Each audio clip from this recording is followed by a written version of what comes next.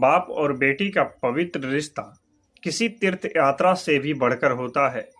इस तस्वीर में दिखाई दे रहा है, ये व्यक्ति अपनी सबसे छोटी बेटी को बाइक पर बैठाता है, उसके बाद खेतों में लेके जाता है जहां फसल लगा हुआ था।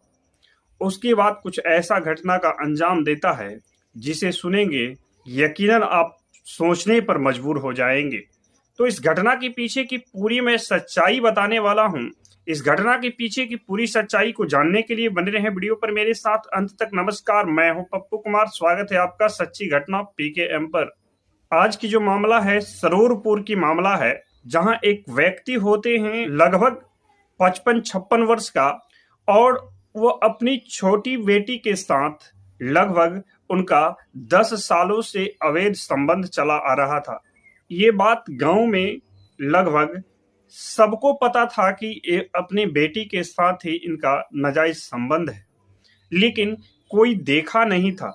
और कहा जाता है कि पाप की घड़ा जब भर जाती है तो एक दिन वह फूट जाता है, और इस व्यक्ति के साथ भी वही हुआ।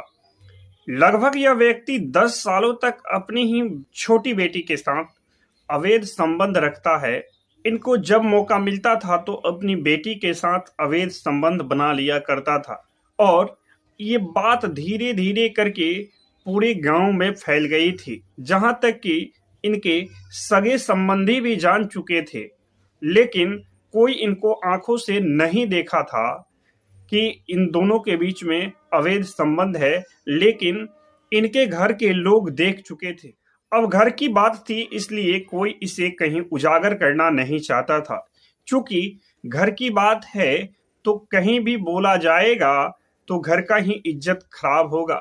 इस डर से घर वाले ने किसी को नहीं बताया, लेकिन कानाकानी पूरे गांव में ये प्रचार हो गया था, और सभी गांव वाले इन्हीं के ही चक्कर में था कि कैसे इन दोनों को पकड़ा जाए, कैसे इन दोनों का अवैध संबंध का पर्दाफाश किया जाए, क्योंकि इससे गांव पे बुरा प्रभाव पड़ता था।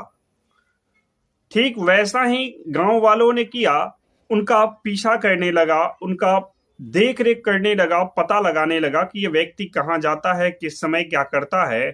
और एक दिन यह व्यक्ति अपनी छोटी बेटी को गाड़ी पे बैठाता है, मोटरसाइकिल पे, और लेके चला जाता है दूसरे गांव की तरफ। उनका एक खेत था, उस खेत में लेके चला जाता है जहां फसल लगी हुई थी।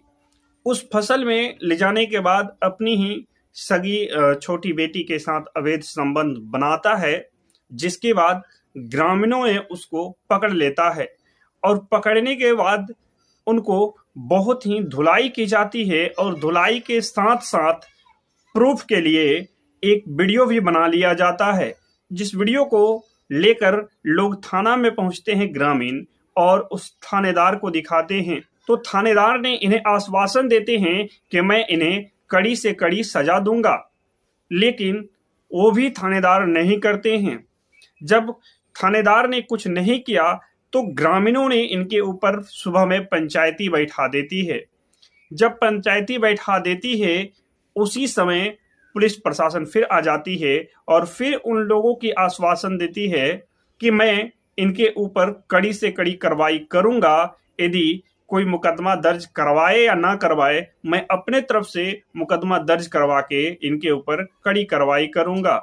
तो इस तरह के चरित्रहीन व्यक्ति के बारे में आपका क्या सोच है? क्या ऐसे लोग समाज में रहना चाहिए या नहीं रहना चाहिए? कमेंट बॉक्स में अपना राय जरूर दीजिएगा। जय हिंद, जय भारत।